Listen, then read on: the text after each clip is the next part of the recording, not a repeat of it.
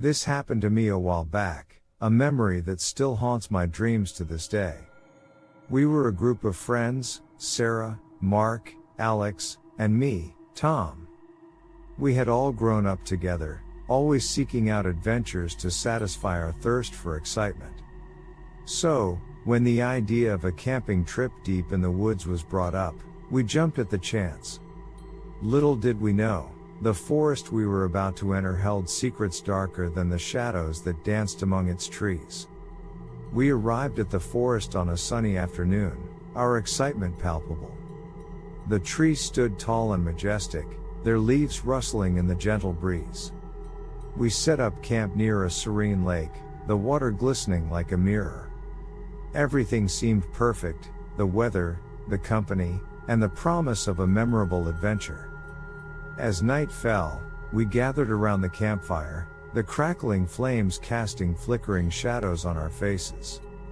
We exchanged stories, laughter, and marshmallows, our spirits high.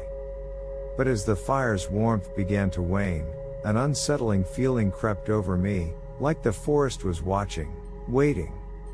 Sarah must have felt it too, because she suddenly went quiet, her eyes fixed on the surrounding darkness.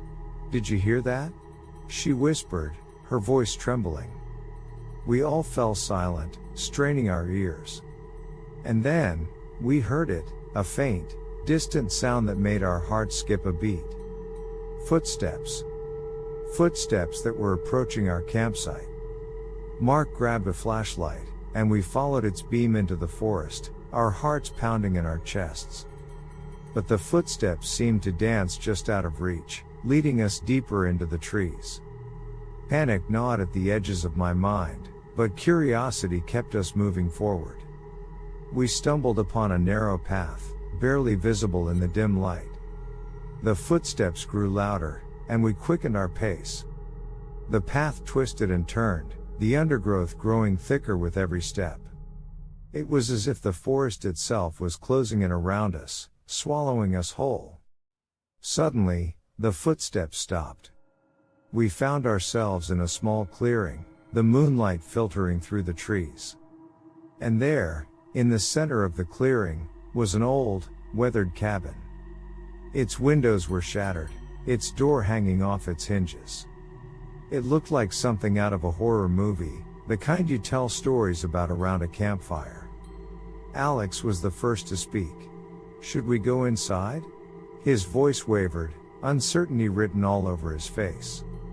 A sense of dread settled over me, but I couldn't ignore the pull of curiosity. "Let's just take a quick look," I suggested, my voice barely more than a whisper. As we approached the cabin, a foul stench hit us, a sickening combination of decay and something else, something unidentifiable. We hesitated at the entrance, our flashlights piercing the darkness within. The interior was a mess, broken furniture, shattered glass, and a thick layer of dust that coated everything. But what caught our attention were the walls.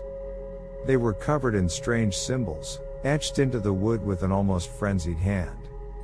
"This place gives me the creeps," Sarah murmured, her gaze fixed on the symbols. Before anyone could respond, a low, guttural sound echoed from somewhere within the cabin. We froze, our breaths caught in our throats. The sound was unlike anything I had ever heard, a mix of growling and gurgling that sent shivers down my spine. Without a word, we turned and fled, the forest seeming to close in around us as we ran. The path we had taken had vanished, replaced by a wall of trees that twisted and shifted like living beings.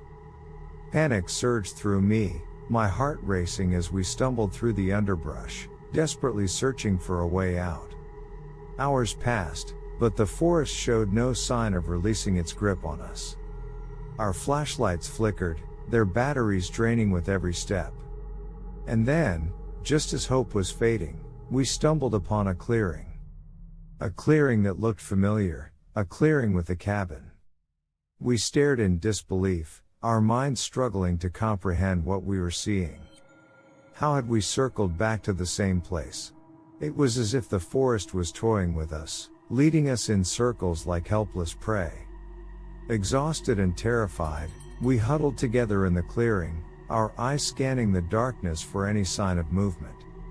And then, I saw it, a pair of eyes, glowing in the shadows. They were yellow, like a predator's, and they seemed to be watching us. Before I could react, a figure emerged from the darkness, a creature, if you could call it that. It was tall and hunched, its skin a sickly gray, its limbs unnaturally long. Its face was contorted, twisted into a grotesque grin that revealed rows of sharp, jagged teeth. We screamed, a chorus of fear that echoed through the forest. The creature advanced, its footsteps a sickening mixture of slithering and stomping. We turned and ran, our hearts pounding in our chests as we crashed through the undergrowth. The forest seemed alive, its trees shifting and moving as if they were reaching out to grab us. The creature pursued us, its laughter, a sickening, high-pitched cackle, echoing in our ears. We stumbled, fell, and picked ourselves up again, the fear giving us a burst of adrenaline we never knew we had.